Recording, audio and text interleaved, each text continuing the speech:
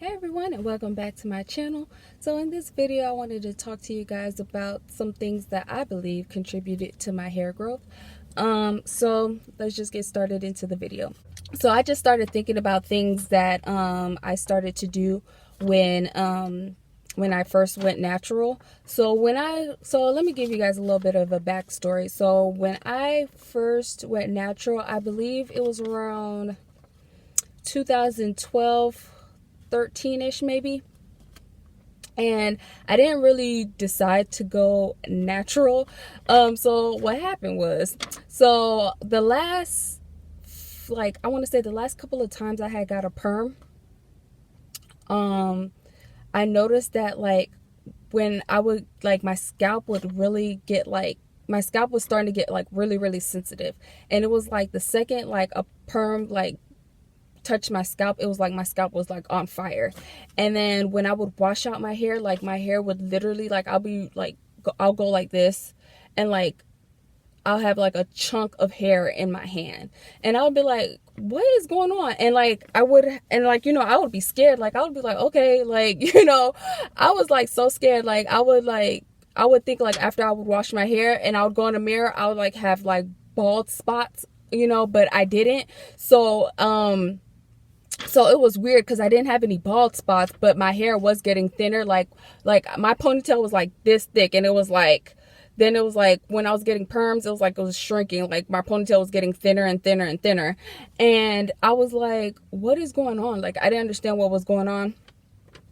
So when I noticed that my hair was getting thinner, around the time, on YouTube, people were doing, they were stretching out their relaxers. So I thought, you know what, let me give that a shot. So I decided that I was going to stretch out my relaxer for maybe a year. So I was I was trying to see if I could make it a year or whatnot. And then it was I want to say a few months into me stretching my relaxer, I noticed that my permed end were, in some parts of my hair, my perm ends were breaking off.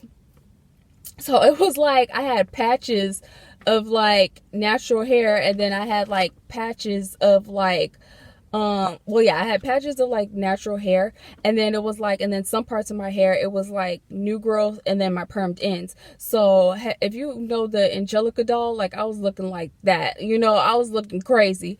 So so I decided to keep on trying to stretch out my hair. So then that's when the natural hair community started getting big, and a lot more people were going natural. So then that's when I was okay, you know what, I'm gonna go ahead and cut these permed ends off, because I'm gonna go ahead and cut these permed ends off and go natural. But I didn't have plans on staying natural either. I was just okay, I'm just gonna cut my permed ends off, start off clean, and then when I get to the desired length that I want, I was I was gonna perm my hair again.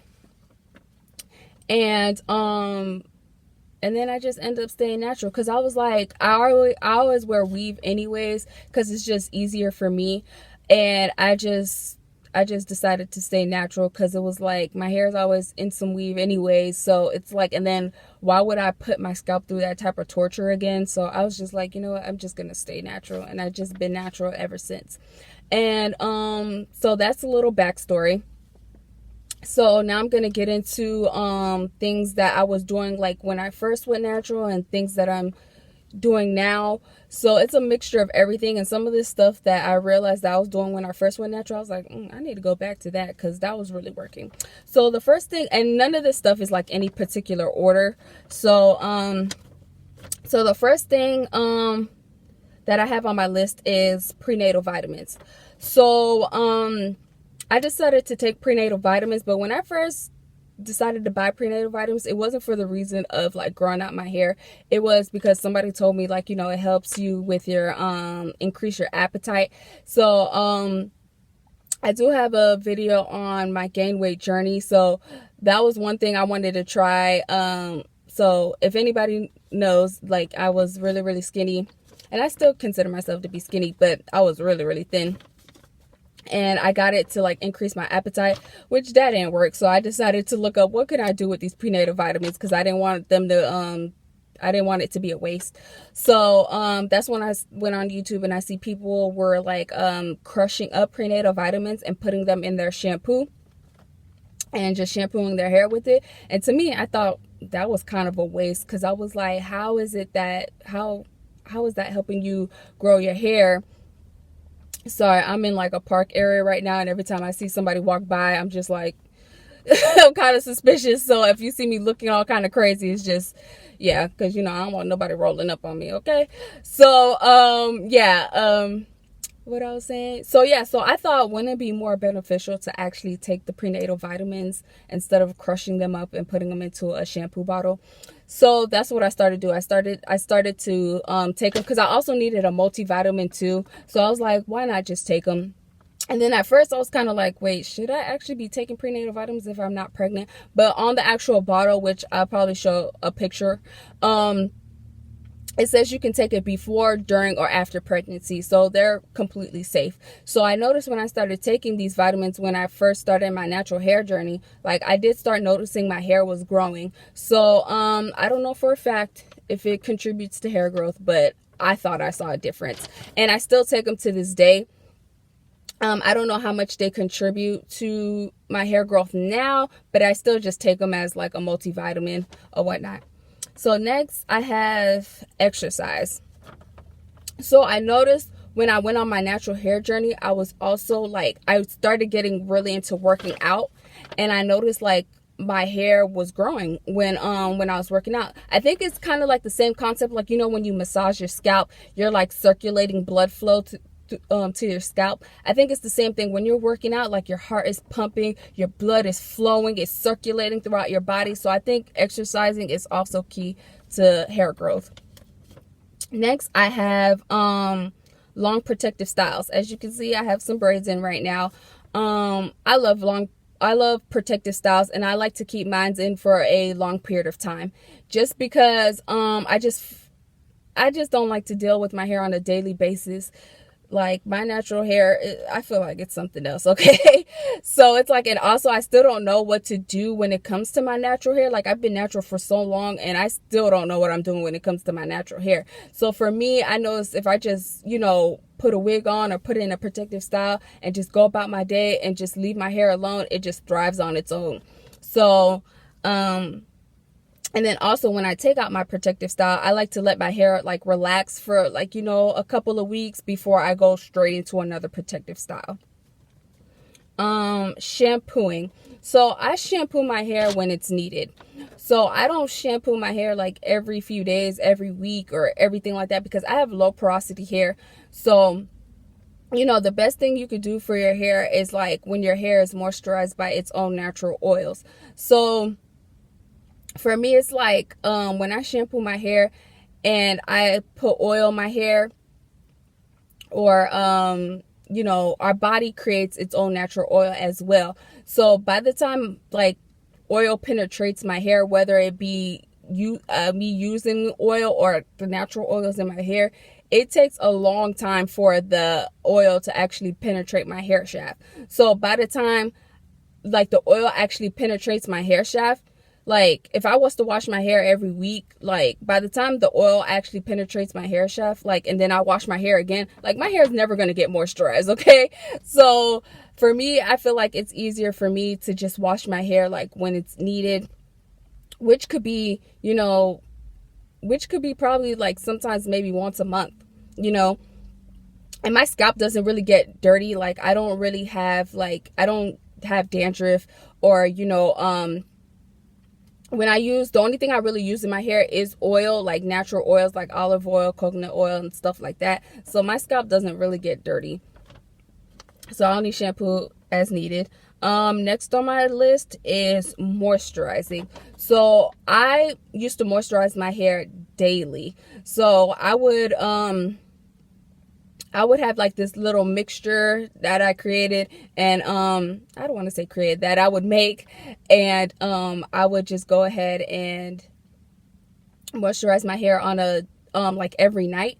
And that's something I need to go back to, because I stopped doing that, because after a while it does get a little annoying.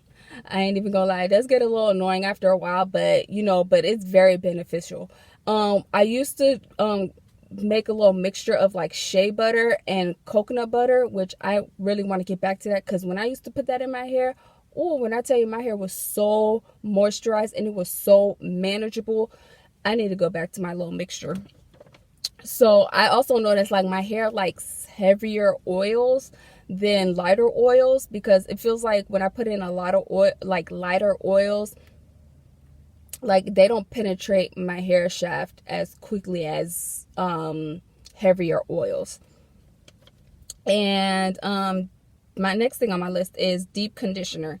So overnight deep conditioner. So what I like to do is, when I deep condition my hair, I like to sleep in it. Sorry, my throat is dry.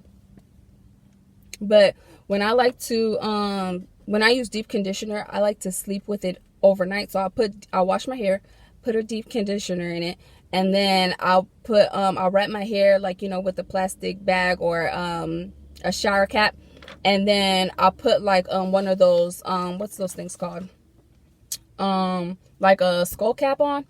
And then when I put a skull cap on, I'll put my bonnet on, and then I'll go to sleep. And then in the morning, I'll wash the conditioner out. And I've noticed that my hair is a lot softer. It's a lot manageable when I sleep in it overnight. So I feel like that's also contributed to, because I feel like it also, like, you know, the heat from your scalp, you're trapping all that heat from your scalp and stuff like that. So it's also helping the conditioner to really like penetrate your hair shafts. And I feel like that's helped contribute to my hair growth as well. And it's helped with detangling, and it's helped with keeping my hair really soft and manageable. And then also no heat. So when I first went natural, I didn't know what the heck I was doing, okay? And I didn't know like how, like, I didn't know like I couldn't use heat on my natural hair. You know, I thought heat was better than a relaxer, you know, which I was completely wrong, okay?